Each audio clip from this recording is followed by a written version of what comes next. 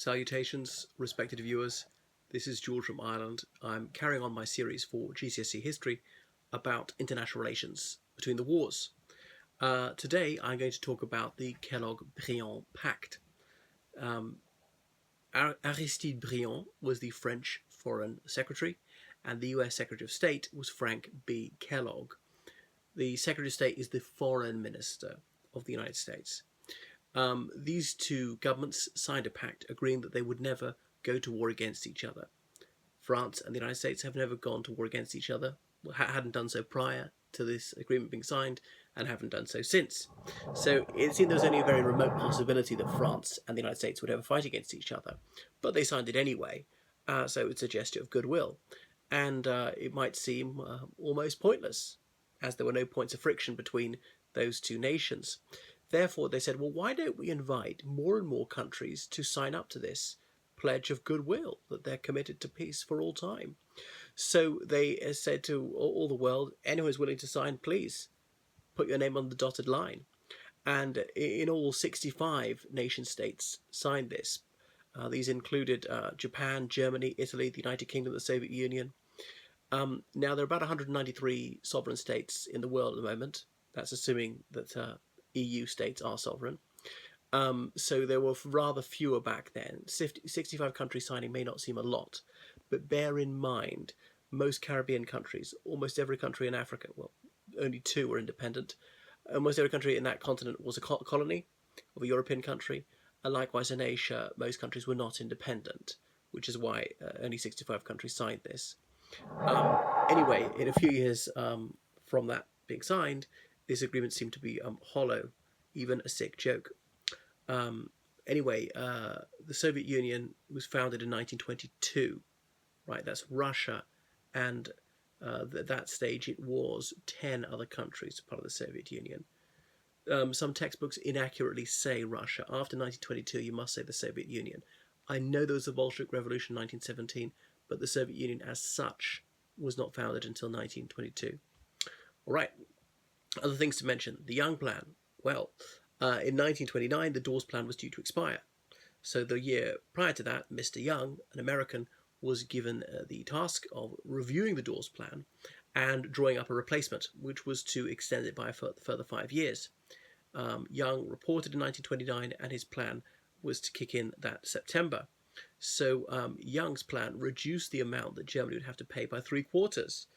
Perhaps astonishingly, the Allies agreed, and it extended Germany's repayment period right up until 1988. Loans from the United States to Germany were extended, and the system continued where Germany could use this to purchase more modern technology to upgrade her infrastructure.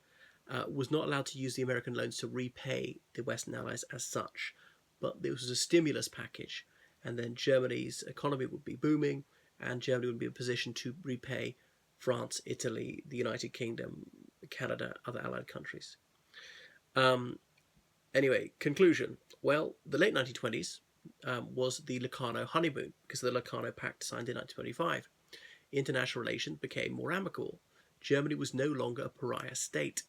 The teething troubles of the League of Nations appeared to be over. In fact, its difficulties were more deep-seated. The absence of the Soviet Union, the absence of the United States. The system was too dependent on goodwill, and many insincere promises were made. The wholesale deglutition of such promises also boded ill for the future. The Japanese government and the fascist regime in Italy had vowed to never, ever use force of arms again. Now, they had not the slightest intention of honouring these unctuous pledges. They had succeeded in lulling other nations into this delusion that they were living in an era of peace. It induced them to drop their guard, to slash their defence budgets, and parsimony, when it came to military spending, meant that these countries would be very vulnerable to attack in future. Another difficulty at this time is the United States was lending so much money to Germany, but Germany is therefore over-dependent on the American economy. If America was to sneeze, Germany would catch pneumonia. Right, League of Nations. I've talked about that, how Wilson was the guy who really disseminated this idea, and there would be collective security. There was the League's covenant, like its founding charter. Anyway, The League of Nations was based in Switzerland, as I've already stated. Switzerland had also run another international organisation, the Red Cross. Switzerland didn't run the League of Nations, but Geneva was the headquarters of the League of Nations. So the Red Cross was about international humanitarianism, providing healthcare to wounded soldiers, assisting refugees, and so forth. So that was a microcosm of what the League of Nations was trying to do. That was obviously a World Trade Organization, an International Labour Organization, and so on. Switzerland has a banking system of renowned probity. This was also an asset because the League of Nations had to transfer money in and out to run its activities. Other governments had to pay money in there and be sure that it was not going to be disappeared. So let's talk more about the structure of the League of Nations. So all countries had a seat at the Assembly. There was a year in which to discuss concerns that were broached by any member state. A unanimous vote was needed to authorise action. There was the British Empire, and the United Kingdom represented most of its colonies. However, some parts of the British Empire were self-governing. They were called dominions. These were the Union of South Africa, Australia, Canada, Newfoundland, New Zealand, and the Irish Free State. So noticed that the major portion of Ireland left the United Kingdom in 1921. It was then called the Irish Free State, not called the Irish Republic until 1949. So the Irish Free State, we were part of the British Empire as a dominion until 1949. India also had a seat in the Assembly, even though India was not self-governing at that stage. An Indian civil servant was nominated by the British authorities. Some countries said, well, this is unfair because the British Empire's got 8 votes in the League of Nations, and these 7 other countries almost always vote the same way as the UK. The French did not give any separate representation to their colonies. That was perhaps foolish of them. Right, the Council. Talk about the 4 permanent members, the UK, France, Italy, and Japan. If the United States had joined, she would have been a member of the Council. So the trouble with the Council, it was the winners' club from the First World War. Perhaps it was too self-congratulatory, and people thought, well, there'll be no more than victor's justice there. After a few years, former Central Powers countries were permitted to join. That's 1926, and indeed Germany was made a permanent member of the Council. So there were eventually 5 permanent members of the Council and 3 temporary members who were elected to serve a year, so to share it out amongst other less potent countries. It might seem a flaw that certain countries were privileged. Now, is it just realpolitik to say, well, if you're puny, come on, let's be frank, you can't call the shots. The Council had to discuss emergency situations and binding resolutions that would have to be passed unanimously by the Council. Brazil and Poland lobbied very hard to be made permanent members of the Council, but neither was granted this exalted status. There was also a permanent court of international justice, 15 judges, each from a different country, and they would rule on international disputes. However, they could only do so if both countries involved in the dispute agreed in advance that they would honour whatever judgment was handed down by the bench. There was the Secretariat, that was the civil service of the League, running the bureaucracy. There are various agencies and commissions dealing with other aspects of the League of Nations remit. The Minorities Commission, for instance, looked at the situation of ethnic minorities in various countries, of which there were many, especially as the map of Europe had been redrawn in the wake of the First World War. I've already mentioned the ILO. There was the Refugee Rehabilitation Organization, led by the Norwegian polar explorer Fridtjof Nansen, I previously mentioned. There were 400,000 refugees to look after at the end of the First World War. There was the Nansen Passport, as I pointed out. The Disarmament Commission, and the aim of this was to persuade countries to reduce their stockpile of armaments.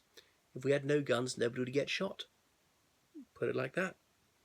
I know you might say, well, just kill people with other weapons, but it'd be more difficult. Now, we're never going to reach a stage where there are no guns, but if we have fewer guns, fewer people will be shot. That's the idea. Another thing is guns also kill people by bankrupting us. Government spends so much on armaments, they don't have much money left over to provide for the other needs of people. To reduce the chance of war, there wouldn't be an arms race, which would create a sense of panic and lead to war. There was the Mandates Commission. The League gave mandates, that's orders, to various League of Nations countries to rule other countries. Syria was to be ruled by France, likewise Lebanon was to be ruled by France. Iraq, Palestine, Jordan ruled by the United Kingdom. Tanzania was to be ruled by the United Kingdom. Previously it was called Tanganyika. Papua New Guinea was given to Australia to administer. Namibia was superintended by South Africa. Cameroon was divided between the French and the British, which is why it's bilingual now. Qingdao, the Chinese port, was given to the Japanese, which really hacked off the Chinese. I'm not going to go through all of them. So what were the possible powers of the League of Nations? The League did not help itself by excluding the former Central Powers for the first few years. The Soviet Union was not allowed to join. Many people were horrified by the Bolshevik government, saying, oh, they're cruelly oppressive. It's not a legitimate government. They overthrew the democratic provisional government that had been there previously. However, there was no Russian government in exile. Only in 1934, the League got real and said, all right, we recognize the Soviet government. The Soviet Union was permitted to join. So that was that. People said, oh, the Soviet Union is notorious for its cruelty to its own people and Comintern wishes to force the communist ideology in every other country in the world. The Soviets were said, well, no, we're just trying to liberate the oppressed proletariat who are exploited by the capitalist fascist clique.